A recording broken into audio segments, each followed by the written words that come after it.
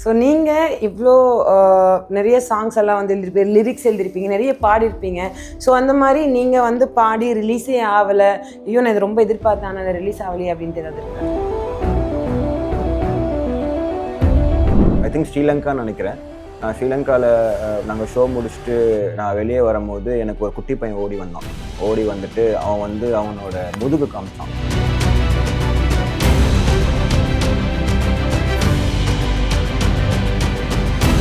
It's a bigger show. எனக்கு தெரிஞ்சு ஒரு 85,000 people. 85,000? It's massive.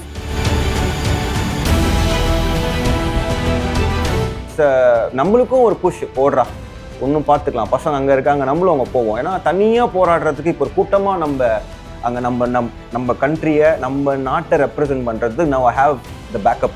நம்பர் 1 தானே சார்? ஆமா, பாருங்க.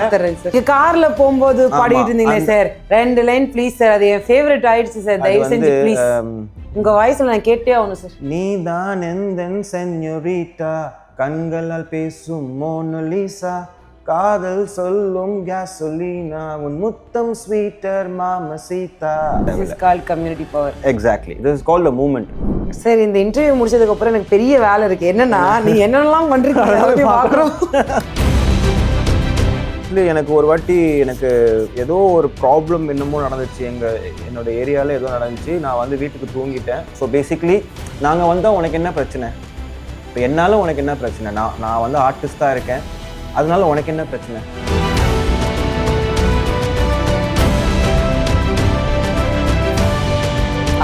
சார் 2 லைன் சார் ப்ளீஸ், உங்க வாய்ஸ்ல எனக்கு வேணும் சார்.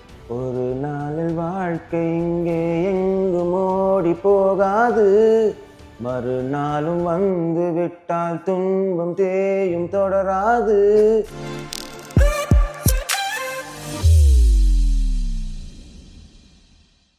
ஸோ ஹிப்ஹாப் அப்படின்னாலே இந்த தமிழ் சினிமா இண்டஸ்ட்ரிக்கு வந்து ஒருத்தர் மைண்டுக்கு வருவார், அதுதான் நம்மளுடைய ஆதி அண்ணா.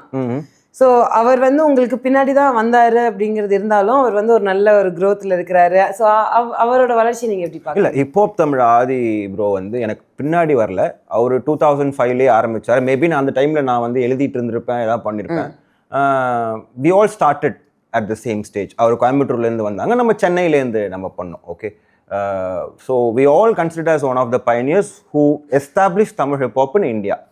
அவரோட வளர்ச்சி வந்து பயங்கரமான வளர்ச்சி. இப்போ ரீசெண்டாக கனடாவில் இது கான்சர்ட் பண்ணிட்டு வந்திருக்காரு. Okay, so it's a very, ஏன்னா எங்களுக்கு ஒரு ப்ரௌடாக இருக்குது. இப்போ ஆதி மட்டும் இல்லை, அசல் கோலார் ஆகட்டும், பால் டப்பா, இவங்க எல்லாருமே இப்போ அசல் கோலார்லாம் நான் வந்து பார்த்து என் கூட பழகின ஒரு தம்பி மாதிரி அந்த ப்ரோ.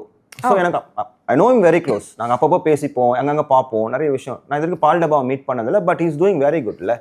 ஸோ இவங்கெல்லாம் அங்கே இருக்கும் போது இட்ஸ் நம்மளுக்கும் ஒரு புஷ் ஓடுறா, ஒன்றும் பார்த்துக்கலாம், பசங்க அங்கே இருக்காங்க, நம்மளும் அங்கே போவோம். ஏன்னா தனியாக போராடுறதுக்கு இப்போ ஒரு கூட்டமாக அங்கே நம்ம கண்ட்ரியை, நம்ம நாட்டை ரெப்ரசென்ட் பண்ணுறதுக்கு now I have the backup.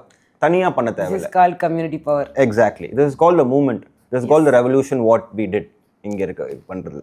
ஆனால் சுற்றி பார்த்தவர்களே எத்தனை பேர் வந்து இப்போ உருவாயிட்டாங்க அப்படின்ட்டு நிறைய பேர் இருக்காங்க. இப்போது சென்னையில் நாங்கள் 2010 நான் ஃபஸ்ட்டு சவுத் இந்தியாவிலே நம்ம தான் ஒரு ரேப் கிக் மாதிரி ஆரம்பிக்கலாம் அப்படின்னு நம்ம ஆரம்பித்தோம். ரெவல்யூஷன் அப்படின்னு ஆரம்பித்தோம். அப்போ வந்து ஹிப்ஹாப் தமிழ் ஆதி ப்ரோ மட்டும் வரல, அவர் மட்டும்தான் அந்த கிக் வரல. மற்றபடி அவர் கூட இருந்த வாட்டர் பாட்டில்ஸ் எல்லாருமே வந்தாங்க, ஸ்டீக் நிறைய பேர் வந்தாங்க. அப்போது 30 பேர் தான் இருந்தோம்.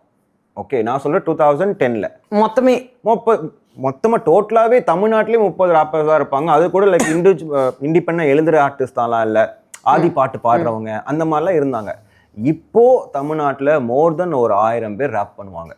தெருவுக்கு தெரு ரேப் இருக்குது. முன்னாடி மலேசியா, சிங்கப்பூர் போனீங்கன்னா ஒரு தெருவுக்கு ஒரு ஹிப்ஹாப் ஆர்டிஸ்ட் இருப்பான், ரேப்பர் இருப்பான், தமிழ் பாடகர் பாடுறவங்க இருப்பாங்க. இப்போ சென்னையில் தெருவுக்கு தெரு ஒரு ஹவுசிங் போர்டும் சரி, ஒரு ஸ்லம்லையும் சரி, ஒரு அப்பார்ட்மெண்ட்ஸ்லையும் சரி, இது ஒரு தெருவுலையுமே வி ஹாவ் இண்டிபெண்டன்ட் ஆர்டிஸ்ட். அது ரொம்ப பெரிய விஷயம். அந்த 10 வருஷத்தில் அந்த கம்யூனிட்டி நம்ம மக்கள் அதை அக்செப்ட் பண்ணி எடுத்துகிட்டு வந்து மாற்றி கொடுத்தது பெரிய விஷயம் இங்கே இருக்கிறது. ஸோ நீங்கள் இவ்வளோ நிறைய சாங்ஸ் எல்லாம் வந்து எழுதிருப்பீங்க, லிரிக்ஸ் எழுதிருப்பீங்க, நிறைய பாடிருப்பீங்க. ஸோ அந்த மாதிரி நீங்கள் வந்து பாடி ரிலீஸே ஆகலை, ஐயோ நான் இது ரொம்ப எதிர்பார்த்தேன் ஆனால் அது ரிலீஸ் ஆகலையே அப்படின்ட்டு ஏதாவது இருக்குதா? இல்லை, அந்த மாதிரி எதுவும் ஆனதில்லை. எனக்கு வந்து சினிமாலையும் அந்த மாதிரி ஆனதில்லை. ஓகே. எனக்கு சார் அந்த மாதிரி ஒரு இது வரைக்கும் எந்த மாதிரி எதுவும் பண்ணதில்லை. நீங்கள் ஒர்க் பண்ணீங்கன்னா அது ஆமாம் வந்துடும். அதே மாதிரி என்னோட மியூசிக் வீடியோ சைட்டில் கூட நான் ஒர்க் பண்ணுவேன். எனக்கே அது பிடிக்கலன்னா அதை நான் வந்து டம்பில் போட்டுருவேன். டம்பில் போட்டு திருப்பி ஒர்க் பண்ண ஆரம்பிப்பேன். நிறைய பேர்கிட்ட போட்டு காப்பேன். என்னோட டீம் என்னோட ரெக்கார்ட் லேபிள் பசங்கிட்ட போட்டு காப்பேன். என்னோட பிஆர் மேனேஜர்ஸ்க்கு போட்டு காப்பேன். அவங்க ஓகே அப்படின்னாங்கன்னா நான் எடுத்துருவேன். இல்லை சில பேர் சொல்லுவாங்க இது ஒர்க் அவுட் ஆகாது அப்படின்னு சொல்லுவாங்க. பட் அதையும் இப்போ அப்படி ஒரு ட்ராக் தான் சொன்னாங்க, இல்லை இது ஒர்க் அவுட் ஆகாது அப்படின்னு சொன்னதை இப்போ நான் ரீசெண்டாக ரிலீஸ் பண்ண நம்பர் 1 அப்படின்னு சொல்லிட்டு ஒரு மியூசிக் வீடியோ நம்ம ரிலீஸ் பண்ணோம். ஓகே. அது வந்து ஒரு 4 கண்ட்ரீஸில் போய் ஷூட் பண்ணி the first ever Indian Tamil ஒரு music video to be shot in 4 countries நம்ம அங்கே போய் ஷூட் பண்ணி எடுத்துகிட்டு வந்தோம். யாருமே எனக்கு தெரிஞ்சு தமிழ்நாட்டில் ஒரு இன்டர்நேஷ்னல் மியூசிக் வீடியோ பண்ணல இது வரைக்கும்.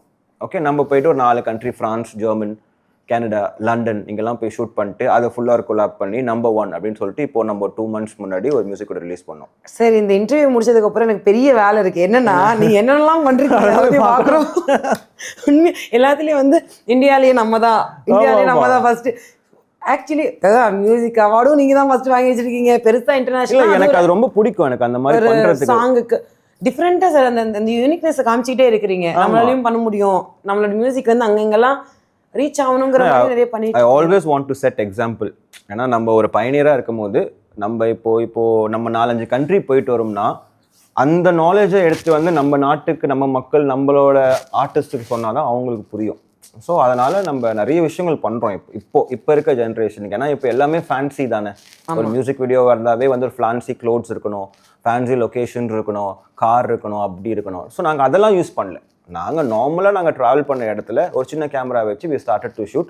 அது பயங்கர அவுட்புட்டில் வந்திருக்கு. அந்த மியூசிக் வீடியோ பாருங்க.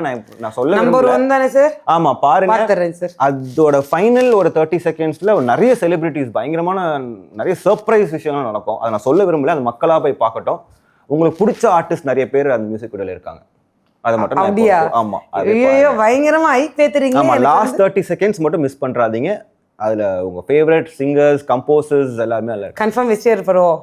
அது நான் சொல்ல விரும்பல. அது நீங்க பார்த்து தெரிஞ்சுக்கோங்க. இப்பயே பயங்கரமா ஐ பேத்துறீங்க.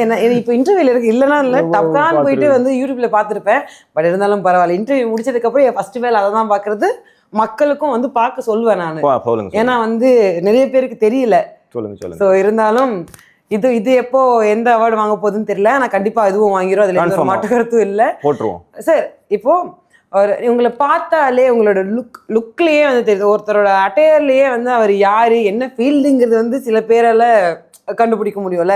ஸோ உங்களோட அட்டையரே வேற லெவல் இருக்கு சார். இந்த கிளாஸ், அந்த ஹேர் ஸ்டைல், அந்த ஜாக்கெட், அதுவும் வந்து கணக்கெல்லாம் இருக்குது. லைட்டுக்கு வந்து பயங்கரமாக கிளார் அடிக்கு. ரொம்ப சூப்பராக இருக்குது. எப்படி வந்து செலக்ட் பண்ணி யார் தான் உங்களோட ஸ்டைலிஸ்ட்? இல்லை, நானே தான் பண்ணிப்பேன். எனக்கு வந்து ஒரு நபரோட பர்சனாலிட்டியை ஜட்ஜ் பண்ணுறது க்ளாத்ஸ் அப்படி சொல்லுவாங்க. காசு பணம்லாம் இல்லை, க்ளாத்ஸ். அது வந்து அம்பேத்கரும் சொன்னது. நீ யாராக இருந்தாலும் உன்னோட உடையில் நீ யார் வேணால் எந்த உடை வேணால் போடலாம். கோட் போடலாம், கோட் ஜாக்கெட் போடலாம், என்ன வேணால் போடலாம். பட் எனக்கு எப்பவுமே இப்படி இருக்கணுன்றது எனக்கு சின்ன வயசுலேருந்து என் வீட்லேயே நான் அப்படி தான் க்ரூம் பண்ணுவாங்க. அம்மா இருக்கட்டும், அப்பாவாக இருக்கட்டும், என்ன அப்படி தான் க்ரூம் பண்ணாங்க. இப்போ ரீசெண்ட் டைமில் இப்போது நம்மளும் கொஞ்சம் ஆர்டிஸ்ட்டாக வரோம் அப்படின்னும் போது நம்மளுக்கு கொஞ்சம் சில ஸ்பான்சர்ஸ், ஸ்டைலிஸ்ட்லாம் இருக்காங்க. அவங்க நம்ம ஒரு கான்செப்ட் முன்னாடி எனக்கு ஒரு ஸ்கெட்ச் கொடுத்துருவாங்க, இதான் அவங்களுக்கு க்ளோத்திங் டிசைன். ஸோ அதிலேயே நம்ம பிக் பண்ணிக்கிறோம். And I love to be very stylish. As being an independent artist, it gives me more attention among the crowd and everything. It's cool and I feel more, ஒரு நல்ல ஒரு energy, கான்ஃபிடென்ட்டா I feel that. So it's cool. இந்த jacket வந்து உருவான கதையை பத்தி சொல்லுங்க சார். இந்த ஜாக்கெட் வந்து எனக்கு வாக்கிங் ஸ்ட்ரீட் அப்படின்னு சொல்லிட்டு ஒரு கடை இருக்கு. வினோத். ஆமா, அவரு நம்ம நண்பர் தான். எனக்கு ஒரு நண்பர் தான். ஸோ அவரோட பிரதர் தான் எனக்கு இது கொடுத்தாரு. நான் வந்து Bangalore Yuvan sir show clothing purchase பண்ண போயிருந்தேன். அப்போ ஐ saw this, எனக்கு ரொம்ப பிடிச்சிருந்துச்சு. ஸோ என்னை கொடுங்க வினோத் அப்படின்னு சொல்லிட்டு அவர்கிட்ட கேட்டு இதை நம்ம ஃபுல்லாக கஸ்டமைஸ் பண்ணி ரொம்ப நல்லா இருக்கு. Thank you so much. அது அவருக்கு தான் போகணும். நீங்க நான் கண்ணு வச்சு இப்போ நீங்க உடனே வந்து மெசேஜ் அனுப்புறேன் சார். ஆமா சொல்லுங்க. இங்க எங்க இருந்து சார் இப்போ பொம்பளை பிள்ளைங்களுக்கும் அப்படி 4 கலெக்ஷன் வைங்க, எல்லாம் வந்து பசங்களுக்கே வச்சிருக்காரு கடவுளா. என்ன பண்றது? ஸோ ஆக மொத்தம் உங்களுடைய ஃபேவரட்டான ஷாப்பையும் நாங்கள் கண்டுபிடிச்சிட்டோம். சூப்பர். ஆமா இல்ல நான் வந்து எனக்கு வந்து வாக்கிங் ஸ்ட்ரீட்னு ரொம்ப அந்த கடை ரொம்ப பிடிக்கும். இன்னொன்று டி நகர்ல அங்கி க்ளோத்திங்னு ஒன்று இருக்கு. அவங்க I'm one of the brand ambassador for them like since start. அந்த க்ளோத்திங் நான் ரொம்ப போடுவேன். I too have my own branding which is called Parambara Clothing. So பரம்பரை. ஆமா Parambara Clothing னு சொல்லிட்டு we have one brand for my record label. எங்க record label பசங்களுக்கு நாங்க எங்க மர்ச்சன்டைஸ் நாங்க பண்றோம். ஓகே. So we are அதான் நான் சொன்ன மாதிரி ஒரு ஹிப்ஹாப் ஆர்டிஸ்ட்னா அந்த க்ளோத்திங் போர்டு நாங்க ரொம்ப லூஸா பேகி பேண்ட் அப்படிலாம் போட்டிருந்தோம். அப்ப டைட் ஃபிட் வந்துச்சு. இப்போ நம்ம அதையே கொஞ்சம் மாத்தி இப்போ நம்ம ட்ரெண்டுக்கு என்ன ஸ்டைல் செமி லூஸா போட்டுட்டு இருக்கீங்க அந்த மாதிரி ஒரு அளவுக்கு என்ன கம்ஃபர்டபுள் நம்மளுக்கு தோணுதோ அது we can opt for it. Okay. So இவ்வளோ நேரம் நம்ம நிறைய பேசிட்டு இருந்தோம்ல. ஸோ இப்போ உங்களுக்காக ஒரு ராபிட் ஃபயர். சொல்லுங்க. என்ன தெரியுமா சார், எல்லாத்தையும் வந்து டப்புன்னு தான் பதில் சொன்னோம். ஓகே. டக்குன்ட்டு. Okay okay. உங்களுக்கு வேற பயங்கரமா வேற கேட்க சொல்லியிருக்கிறாங்க. ராபிட் ஃபயர் போகிறதுக்கு முன்னாடி ஒரு கேள்வி என்னன்னா, அது நான் கேட்குறேன். அதுக்கு முன்னாடி எப்பயாவது தூங்கிட்டு இருக்கும்போது டக்குன்னு ஒரு லிரிக்ஸ் மாட்டி எந்திரிச்சு டபக்குட்டான எழுதி பண்ணியிருக்கேன், அதைய பத்தி சொல்லுங்க சார். லிரிக்ஸ் எல்லாம் எப்படிதான் எழுதுவீங்க? தூங்கும் போது ஆக்சுவலி எனக்கு ஒரு வாட்டி எனக்கு ஏதோ ஒரு ப்ராப்ளம் என்னமோ நடந்துச்சு. என்னோட ஏரியாவில் ஏதோ நடந்துச்சு. நான் வந்து வீட்டுக்கு தூங்கிட்டு எனக்கு அது மைண்டில் ஓடிட்டே இருக்கு. ஆஃப் ஸ்லீப்பில் எனக்கு ஃபஸ்ட்டு 2 வார்த்தை எனக்கு ஞாபகம் வந்துச்சு. நான் அப்படியே எழுதி என்னோட பெட்ரூம் ஸ்டுடியோவில் என்னோட சவுண்ட் கார்டும் மைக்கும் ஃபிட் பண்ணி நான் ரெக்கார்ட் பண்ணேன். அந்த ட்ராக் நேம் தான் பிரச்சனை அப்படின்னு சொல்லிட்டு நான் ஒரு பாட்டு பண்ணேன். பிரச்சனை பாட்டு பேரே பிரச்சனை. அதாவது வந்து எங்களுக்கு வந்து இப்போ என்னோட பாடல்கள் எல்லாமே என்னோட பர்சனல் எக்ஸ்பீரியன்ஸ் தான். நான் எழுதுறது எல்லாமே நான் என்ன பார்க்குறேன். நான் எதுவுமே ஃபேக்காக பண்ண மாட்டேன். எதுவுமே ரொம்ப ஒரு கற்பனையாலாம் எழுத மாட்டேன். That is not me. நான் எனக்கு என்ன பிரச்சனை நடந்திருக்கு, எனக்கு பர்சனல் எக்ஸ்பீரியன்ஸ் என்ன வந்திருக்கு, எங்கள் ஏரியாவில் என்ன நடக்குது, எங்கள் மக்களுக்கு என்ன கஷ்டம் நடக்குது, இதான் நான் எழுதுவேன். ஸோ அந்த மாதிரி ஒரு பாட்டு நம்ம எழுதணும். அதான் பிரச்சனை அப்படின்னு சொல்லிட்டு எழுதணும். அதோட ஃபர்ஸ்ட் லிரிக்ஸ் கூட வரும் நகரு இப்போ என்ன பிரச்சனை, நாங்கள் வந்தால் உனக்கு என்ன பிரச்சனை, போட்டு பார்த்துக்கலாமா இது பிரச்சனை, தெருவில் இறங்கு தீத்துருவோம். ஸோ பேசிக்லி நாங்கள் வந்தால் உனக்கு என்ன பிரச்சனை, இப்போ என்னால் உனக்கு என்ன பிரச்சனை, நான் வந்து ஆர்டிஸ்டாக இருக்கேன், அதனால உனக்கு என்ன பிரச்சனை, நான் ஒன்றும் எதுவுமே பண்ணல. ஸோ அந்த மாதிரி இந்த போட்டி பொறாமையெல்லாம் வேணாம், எதுவுமே வேணாம், எதுவாக இருந்தாலும் பேசி தீர்த்துக்கலாம், எதுவாக இருந்தாலும் நம்ம ஆட்டில் காட்டிக்கலாம் அப்படின்ற ஒரு எழுதின பாட்டு தான். இப்போது நம்ம இந்த ஆசை கூட, அப்புறம் நிறைய இந்த திங்க் இண்டியில் நிறைய மியூசிக் வீடியோ டைரக்ட் பண்ணி கென் ராய்சன் அவர் தான் எனக்கு இந்த மியூசிக் வீடியோ டைரக்ட் பண்ணி கொடுத்தாரு. நாங்கள் அதே மாதிரி சாம்பியனும் அவர் தான் டைரக்ட் பண்ணி கொடுத்தாரு. ஸோ அந்த மாதிரி நிறைய வந்திருக்கு. இப்போ ரீசெண்டாக இந்த சென்யோரிட்டான்னு ஒரு பாட்டு அந்த இன்ஸ்டாகிராமில் நான் இப்போ ரீசெண்டாக அன்ரிலீஸ்ட் ஒன்று போட்டேன். அது கூட அந்த மாதிரி நீங்க கார்ல போகும்போது பாடிட்டு இருந்தீங்களே சார், 2 லைன் ப்ளீஸ் சார், அது என் ஃபேவரட் ஆயிடுச்சு சார், தயவு செஞ்சு ப்ளீஸ் உங்க வாய்ஸ்ல நான் கேட்டே ஆகணும் சார். நீதான் எந்தன் சென்யோரிட்டா, கண்களால் பேசும் மோனலிசா, காதல் சொல்லும் கேசோலினா, உன் முத்தம் ஸ்வீட்டர் மாமசீதா, இதான் அந்த பாட்டு. ஸோ அது நான் வந்து இந்த மாதிரி தூக்கத்தில் வந்தது. ஏன்னா எனக்கு கேசோலினா மாமசீதா இது மட்டும் தான் எனக்கு ஞாபகம் இருந்தது. அப்புறம் சென்யோரிட்டா ஸோ இதெல்லாம் வச்சு எப்படி எழுத முடியும் அப்படின்னு எழுதுனதான் அந்த ஒரு பாட்டு. அது இன்னும் வரப்போகுது, ரிலீஸ் ஆக போகுது. ஸோ அது ஒரு ஸ்னீக் பீக்காக இந்த சேனலுக்கு நம்ம அது கொடுத்துட்டோம். சும்மா சொல்லுவாங்க சார், கக்கூஸ் போகிற டைம்லலாம் என் ஞான உதயம் வந்து வேலை செய்யும் எழுதுவேன்னு. ஆனால் அது ரியாலிட்டி எப்போ பார்க்கல. நிறைய ஆர்டிஸ்டுக்கு பார்த்தீங்கன்னா உங்களுக்கு பாத்ரூமில் தான் உங்களுக்கு இந்த ஐடியாஸே வரும். குளிக்கும் போது, ப்ரஷ் பண்ணும் போது, இந்த மாதிரி ஐடியாஸ் நீங்கள் ஸ்டூடியோவில் உட்காந்தா கூட உங்களுக்கு அவ்வளோ ஐடியாஸ் வருமானு தெரியாது.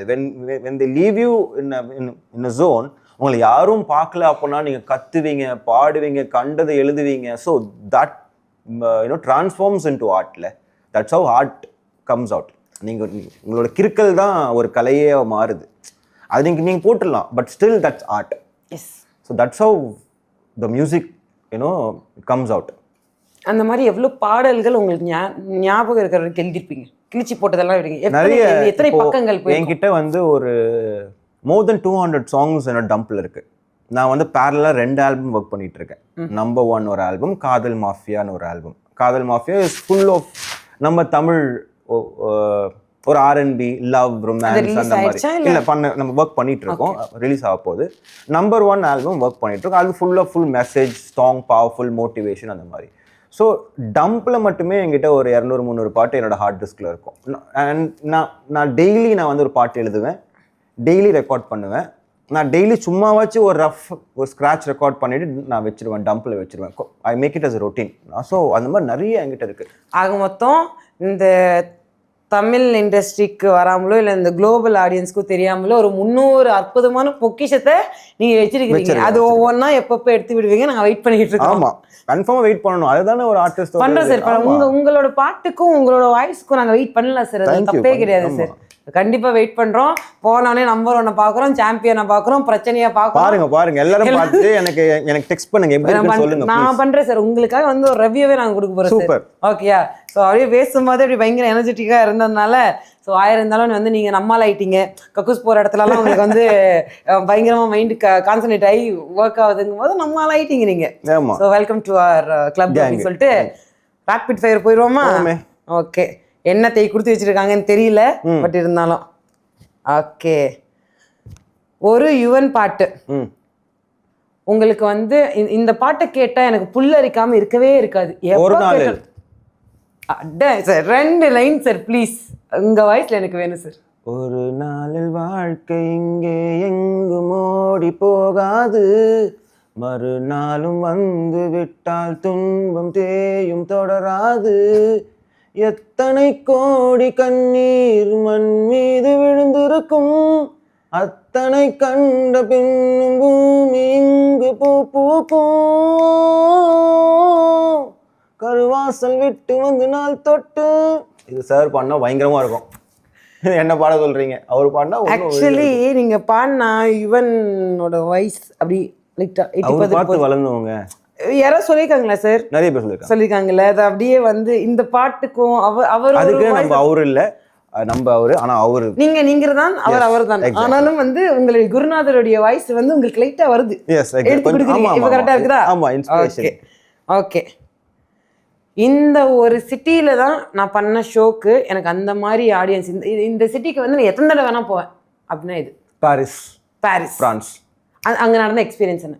It's a bigger show. எனக்கு தெரிஞ்சு ஒரு 85,000 people. 85,000. It's massive. அது யுவன் சார்ட்ட கேட்டா கூட அவரும் சொல்லுவார் it's one of his best show அப்படின்ற மாதிரி. பயங்கரமான Tamil crowd, full Tamil Sri Lankan Eelam crowd. ஒரு எனர்ஜி பேங்கர் அன்னைக்கு. அந்த ஃப்ரான்ஸே பயங்கரமா இருந்துச்சு. I love France, I love Paris city. So பயங்கரமான தடவைனாலும் அங்கே போயிடலாம் இப்போ. ஆமாம், ஒரு செகண்ட் ஹோம் மாதிரியே மாறிடுச்சு இப்போ நம்மளுக்கு அது. ஓகே. ஸோ தமிழ்லையோ இல்லை இன்டர்நேஷ்னலாவோ நீங்கள் இந்த ஒரு ஆர்டிஸ்ட் கூட கொலாபரேட் பண்ணோன்னா அது யாரு, ஏன்? யாரா வேணா இருக்கலாம். அது யுவன் சார் கூட பண்ணிட்டேன். I would love to collaborate. Rahman sir சொல்லக்கூடாது, நீங்கள் ஆசைன்னு சொல்லிட்டீங்க. வேற புதுசா இன்டர்நேஷனல் தில்ஜித் தோசாஞ்ச். அவரை பத்தி கொஞ்சம் 2 சொன்னீங்கன்னா. அவர் மிகப்பெரிய இந்தியன் பஞ்சாபி சிங்கர், பயங்கரமான ஒரு சிங்கர். எட் ஷீரன் அந்த மாதிரி நிறைய பயங்கரமான அவருக்குள்ள பெர்ஃபார்ம் பண்ண. செக் அவுட் பண்ணுங்க. ரீசன்ட்டா Ed Sheeran and Rahman sir Urvashi.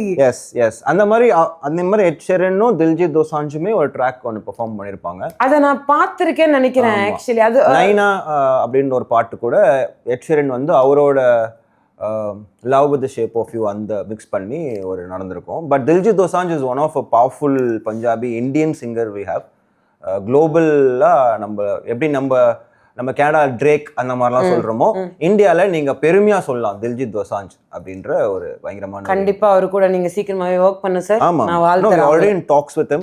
Let's see if everything goes good. Sir ஆமா பேசிட்டோம். Thank you. அவர் அப்பாயின்ட்மென்ட் கொடுக்க மாட்டேன்னு சொல்ல கூடாது. இல்ல பேசிடலாம். நெக்ஸ்ட் டைம் நான் பாப்பேன். சோ அந்த மாதிரி ஆல்பம்ல உங்க பேர் இருந்துட்டு பெரிய செலிபிரிட்டி, நீங்க இப்போ ஆல்ரெடி பெரிய செலிபிரிட்டி தான் இருந்தாலும் அந்த டைம்ல நான் கேட்பேன், சார் ஒரு இன்டர்வியூ சார் யாருமே தெரியாது கன்ஃபார்மா கொடுத்துடலாம். நீங்களா உங்களுக்கு இல்லாம நீங்க சொன்னதுனால தான் வளர்ந்தேன் அப்படின்னு கன்ஃபார்மா கொடுத்துடலாம்.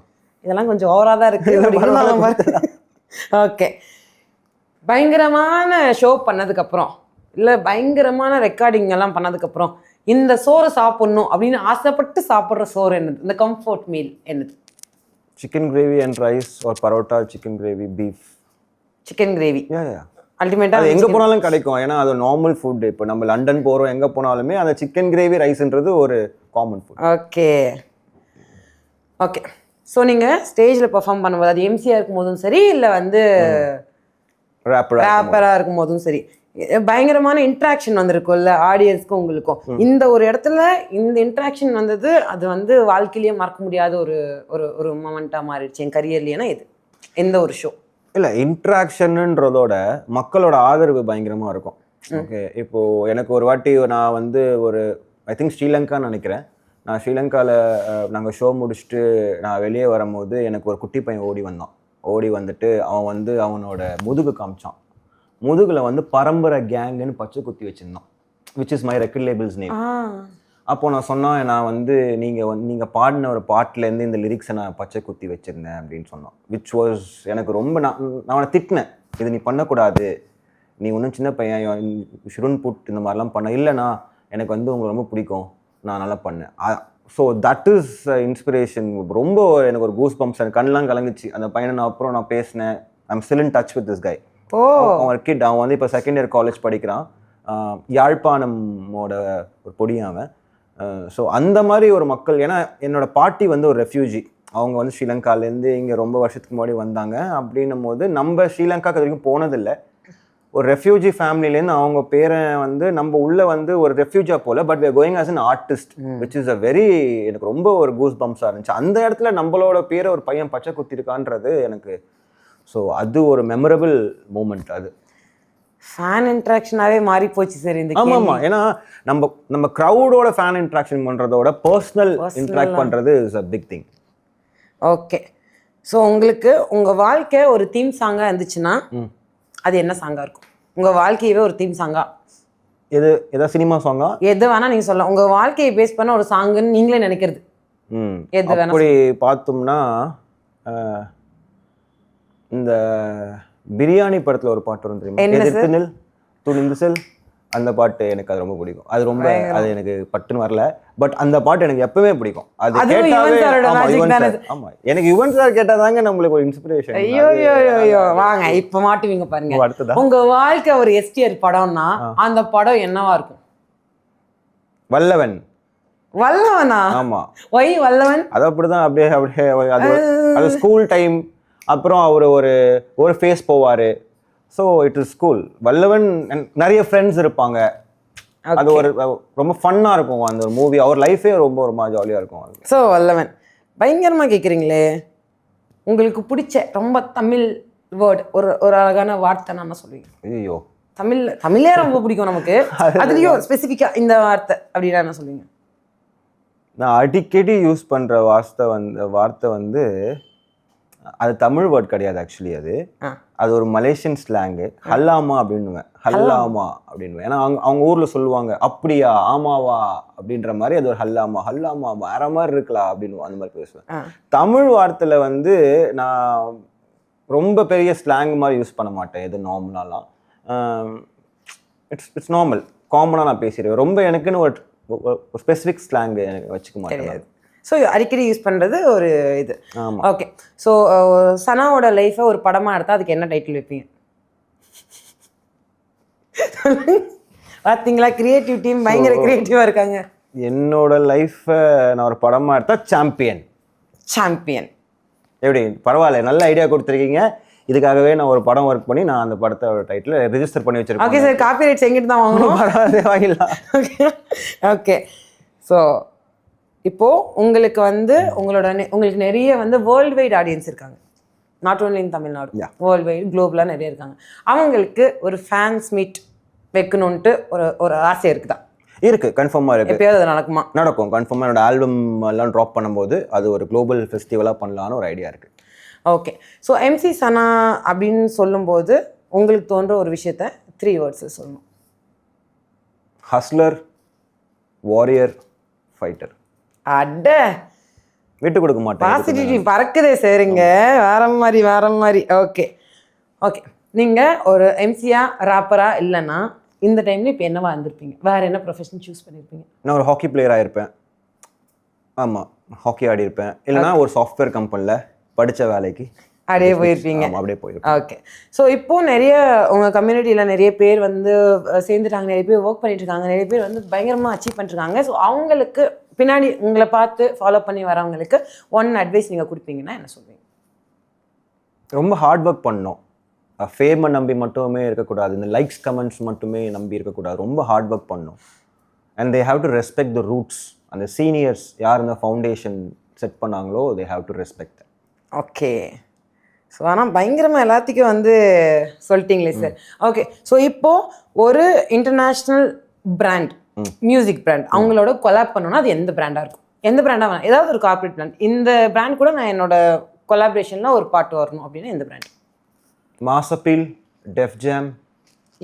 எந்த பேர் எங்களுக்கு தெரியாதோ அதையும் சொல்லுங்க. மக்களுக்கு இந்த மியூசிக் சார்ந்த மக்கள் அவங்க போயிட்டு அதை சர்ச் பண்ணலாம். உங்க இன்டர்வியூ முடிச்சதுக்கு அப்புறம் கூகுள்ல நிறைய சர்ச் பண்ணி பாருங்க நிறைய விஷயங்கள் வரும். எடுத்த இன்டர்வியூலயே ஜாலியான இன்டர்வியூ இதுதான், டிஃபிகல்ட்டான இன்டர்வியூ இதுதான். பாருங்க ரெண்டுமே ஒரு மாதிரி ஒரு மிக்ஸ்டான ஒரு ரெண்டுமே வந்து இன்டர்நேஷனல் லேபிள் ஆக்சுவலி. ஆஹா. ஓகே. ஸோ இன்னொரு லாஸ்ட்டாக ஒரு கேள்வி, உங்களோட ஃபர்ஸ்ட் பெர்ஃபார்மன்ஸ் உங்களுக்கு ஞாபகம் இருக்கா? எங்கே பண்ணீங்க, என்ன பண்ணீங்க, எவ்வளோ பேமெண்ட்டுக்கு பண்ணீங்க? ஃபர்ஸ்ட் பெர்ஃபார்மன்ஸ் ஞாபகம் இருக்குது. ஒயின் ஷாப்பில் பண்ணோம். பேமெண்ட்லாம் இல்லை. ஏதோ நிறைய பேர் குடிச்சிட்டு இருந்தாங்க. என் ஃப்ரெண்டு வந்து அவனும் ஒரு ரேப்பர், அவன் பேர் ஹைட் கார்த்தி. நிறைய படத்தில் வில்லனா கார்த்தி. ஆமாம், ஹைடு கார்த்தி. அவன் தான் எனக்கு கொஞ்சம் ரேப்லாம் இப்படி தான் அப்படி இப்படின்னு கொஞ்சம் இனிஷியல் ஸ்டேஜில் ஹெல்ப் பண்ணி எனக்கு நல்ல நண்பன் அவன். அந்த ஒயின் ஷாப்பில் எல்லாரும் பாடும்போது சரி பாடுங்க அப்படின்ட்டு அவர் தான் என்னோட ஃபஸ்ட்டு, உண்மையாக சொல்ல போனால் அதுதான் ஃபஸ்ட்டு ஷோ. ஃபஸ்ட்டு பேமெண்ட் வாங்கினது வந்து ஒரு 500 ரூபாயோ என்னமோ பேமெண்ட் வாங்கணும்னு நினைக்கிறேன். அது பெட்ரோலுக்கே 300 ரூபா போயிடுச்சு. 200 ரூபா நானும் அவனும் 100 ரூபா ஸ்ப்ளிட் பண்ணிக்கிட்டோம். அதுதான் எங்களோட ஃபர்ஸ்ட் பேமெண்ட். தற்போது அந்த 100 ரூபா இன்னும் என்னோட லாக்கர்ல இருக்கு. தற்போது 6 or 7 digits. அது சொன்னா இன்கம் டேக்ஸ்ல ரேட் வந்துடும். சொல்ல மாட்டேன் நான். இப்படிதான் சார் உசாரா இருக்கிறீங்க. இருந்தாலும் நைஸ். ஆனா நீங்க நம்ப மாட்டீங்க, அதான் சொன்னேன்ல, இந்த இன்டர்வியூ வந்து நிறைய புது விஷயங்கள் வந்து எல்லாம் நம்ம ஃபீல்ட்லேயே எடுக்கிறத விட புதுசாக ஒரு டிஃப்ரெண்ட்டாக ஒரு ஃபீல்டு எடுக்கும்போது நிறைய விஷயங்கள் நம்ம கற்றுக்கலாம். அது கேட்கவே வந்து ரொம்ப நல்லா இருக்குது. அண்டு நீங்கள் வந்து நிறைய அவார்ட்லாம் வாங்கியிருக்கிறீங்க. அதெல்லாம் வந்து ரெக்கார்டு சார், அது யாருமே ஹோல்ட் பண்ணாத ஒரு அவார்டை வந்து நீங்கள் வச்சுருக்கிறீங்க. ஸோ கண்டிப்பாக அது மாதிரி நிறைய அவார்டு உங்கள் வீட்டு ஷெல்ஃபில் வந்து வாங்கிக்கிட்டே இருக்கணும். நீங்கள் கரியரை க்ரோ ஆகிக்கிட்டே இருக்கணும். இதெல்லாமே நடக்கும். அண்டு உங்களுக்கு எங்கள் மக்கள்கிட்ட இல்லை உங்களை ஃபாலோ பண்ணுறவங்கக்கிட்ட ஏதாவது சொல்லணும்னா நீங்கள் சொல்லலாம். நான் அவங்க ரொம்ப லவ் பண்ணுறேன், என்னோடய ஃபேன்ஸ் அண்ட் ஃபாலோவர்ஸை. எனக்கு இன்ஸ்டாகிராம் சோஷியல் மீடியாவில் இருக்க ஃபேன் பேஸோட எனக்கு என்னோடய ஏரியாவில் இருக்கிறதும், என்னோடய பசங்க சுற்றி, என்னோடய ஃப்ரெண்ட்ஸ், ஆஃபீஸ் ஆகட்டும், எங்கே இருந்தாலும் நிறைய எனக்கு இந்த சிட்டியில் நான் பெருமையாகவே சொல்லிக்கலாம், எல்லா ஏரியாவிலும் எனக்கு நிறைய ஃப்ரெண்ட்ஸ் இருக்காங்க. ஸோ அவங்களோட ஆதரவு எனக்கு ரொம்ப ஹாப்பி, மகிழ்ச்சி. இந்த ஆதரவு எனக்கு தொடர்ந்து கொடுத்துட்டே இருந்தாங்கன்னா டெஃபினெட்லி நான் ஒரு பெரிய இடத்துல ஏஷியன் அவார்டு மட்டும் ஸ்டாப் பண்ணாமல் ஒரு மிகப்பெரிய ஒரு அவார்டு வாங்கிட்டு நம்ம நாட்டுக்கு கொடுக்க முடியும். சரி sir, world award, universe award, அந்த மாதிரி யூனிவர்சலா ஏதாவது அவார்டு இருந்துச்சுன்னா கண்டிப்பா அதுக்கு வந்து உங்களை நாமினேட் பண்றோம் சார். நாங்க ஓட்டு போடுறோம் சார். போடுங்க. Okay sir, thank you so much sir. So இதே மாதிரி இன்னொரு இன்டர்வியூல உங்களை கண்டிப்பா சீக்கிரமே வந்து நாங்க மீட் பண்ணுவோம். அந்த டைம்ல வந்து நீங்க நிறைய ப்ராஜெக்ட் பண்ணியிருந்திருப்பீங்க. இதை தாண்டி ஸோ அந்த 300 பாட்டி அப்படியே வெளில விட்டீங்கன்னா நாங்கள் அப்படியே ஒவ்வொரு நாளைக்கு ஒவ்வொரு பாட்டு கேட்டு பயங்கரமா வைப் ஆகிட்டு இருப்போம். அந்த பொக்கிஷத்தை கண்டிப்பா வந்து வெளில விட்டுருங்க. Thank you so much sir. நன்றி. Thank you. It was a great pleasure to have an interview with you. Thank you sir.